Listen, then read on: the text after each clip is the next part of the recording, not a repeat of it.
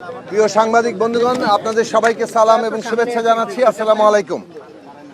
আজকে আমরা সবাই জানি যে আগামী 17ই অক্টোবর শুক্রবার জাতীয় ঐকমত্য কমিশনের মধ্যে দীর্ঘদিন ধরে যে আলোচনা চলছে, সেখানে জুলাই জাতীয় সনদ প্রণীত হয়েছে। সেই জুলাই জাতীয় সনদ স্বাক্ষরের দিন, সেই স্বাক্ষরের পূর্বক্ষণে আজকে একটু বলা চলে যে অল্প সময়ের নোটিসেই মাননীয় প্রধান উপদেষ্টা, যিনি ঐকমত্য কমিশনের সভাপতি, তিনি একটা সভা আহ্বান করেছেন রাজনৈতিক দলগুলো যারা এই আলোচনায় অংশ নিয়েছে। আমরা সেখানে এই বৈঠকে অংশ নিয়েছি। আমরা কয়েকটি বিষয়ে ইতিমধ্যে কথা বলেছি। এক হচ্ছে জুলাই জাতীয় সনদ, সেখানে অনেকগুলো প্রশ্নে আমাদের পূর্ণ ঐকমত্য আছে, অর্থাৎ রাজনৈতিক দলগুলোর সর্বসম্মত ঐকমত্য পোষণ করেছে এরকম অসংখ্য পয়েন্ট আছে। আর বেশ কয়েকটি পয়েন্ট আছে যেখানে বিভিন্ন রাজনৈতিক দল তাদের বিভিন্ন অবস্থানের কারণে তারা নোট অফ ডিসেন্ট দিয়েছে। এই যে নোট অফ ডিসেন্টগুলো, এইটা এবং যে ঐকমত্য অংশ, সবটা মিলেই কিন্তু জুলাই জাতীয় সনদ।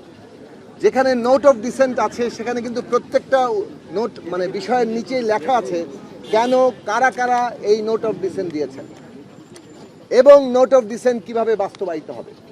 আমরা সবসময় বলেছি যে এইটা একটা সম্মিলিত অভ্যুত্থান এবং জনগণের এই সম্মিলিত অভ্যুত্থানে বিভিন্ন শ্রেণী পেশা, রাজনৈতিক দল, বিভিন্ন সংগঠন তাদের ভূমিকা আছে। কাজেই আমাদেরকে অগ্রসর হওয়ার পদ্ধতি হিসেবে গ্রহণ করতে হবে ঐকমত্য। কাজে ঐকমত্যের বাইরে গিয়ে কোনো কিছু চাপিয়ে দেওয়া যাবে না। সে কারণেই নোট অফ ডিসেন্টে যা আছে সেখানে কিন্তু পরিষ্কারভাবে লেখা থাকবে কোন দল এবং কি কারণে তারা নোট অফ ডিসেন্ট দিয়েছেন এবং এটার মীমাংসার পদ্ধতি কি। এটার মীমাংসার পদ্ধতি হচ্ছে জাতীয় নির্বাচনে এই যে নোট অফ ডিসেন্টগুলো যারা দিয়েছেন তারা তাদের ম্যানিফেস্টোতে, যার যার ম্যানিফেস্টোতে উল্লেখ করবেন যে দল ম্যান্ডেট পাবে, সংখ্যাগরিষ্ঠতা পাবে, 2/3 সংখ্যাগরিষ্ঠতা পাবে, তারা এটা তাদের প্রস্তাব অনুযায়ী বাস্তবায়ন করতে পারবে।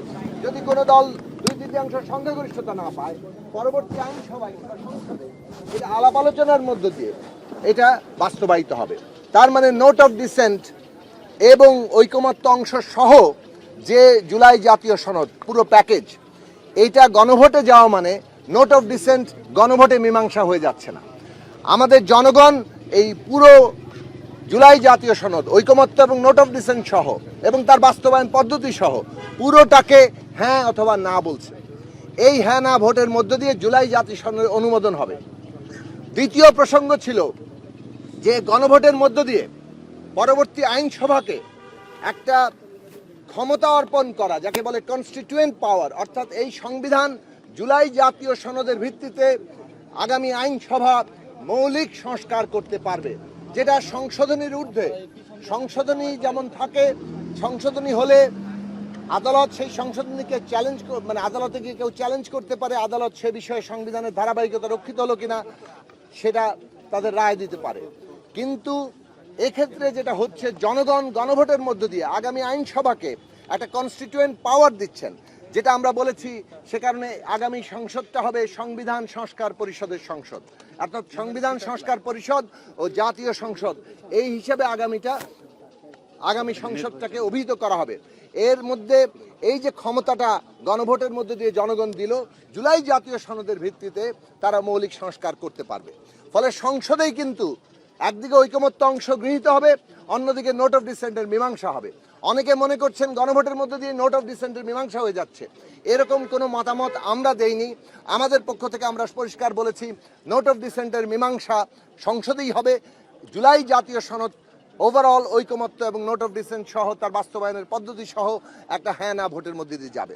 তাহলে এই দুটো বিষয়ে গণভোটে রায় হবে। একটা হচ্ছে জুলাই জাতীয় সনদের অনুমোদন, আর একটা হচ্ছে আগামী আইনসভাকে এই ক্ষমতা দেওয়া, যেখানে তারা কনস্টিটিউয়েন্ট পাওয়ার ব্যবহার করে এই জুলাই জাতীয় সনদের ভিত্তিতে সংবিধানের মৌলিক সংস্কার করতে পারবে। তৃতীয় বিষয় হচ্ছে গণভোট কবে হবে। আমরা পরিষ্কারভাবে বলেছি যে গণভোট এবং জাতীয় সংসদ নির্বাচন একই দিনে অনুষ্ঠান হওয়াটাই ভালো, শ্রেয়তর। কেননা গণভোট আগে হলে অথবা একই দিনে হলে এই দুয়ের মধ্যে মৌলিক কোনো রাজনৈতিক তাৎপর্যগত পার্থক্য হচ্ছে না। যে ক্ষমতা আগে হলেও গণভোটের মধ্য দিয়ে জনগণ সংসদকে দিচ্ছে অথবা যে অনুমোদন পাচ্ছে, সেটা ওই একই দিনে হলেও সে একই অনুমোদনই পাচ্ছে।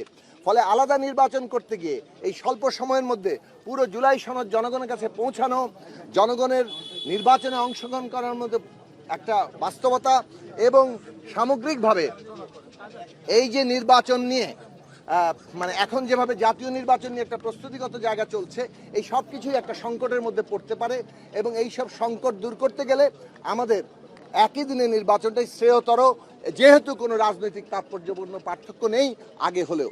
সেই কারণে এই তিনটি জিনিস আমরা পরিষ্কারভাবে বলেছি।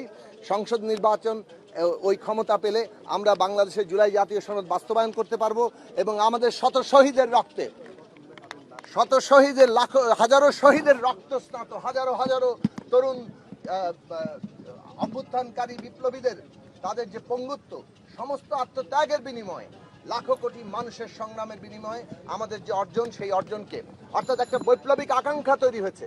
কিন্তু আমরা এই সরকার যেহেতু একটা সাংবিধানিক পদ্ধতির মধ্য দিয়ে আবার গঠিত হয়েছে, যদিও এটা একটা একদিকে যেমন এটা একটা বিশেষ সরকার, বিশেষ পরিস্থিতি, তেমনি আবার সংবিধানও কিন্তু এর মধ্যে আছে।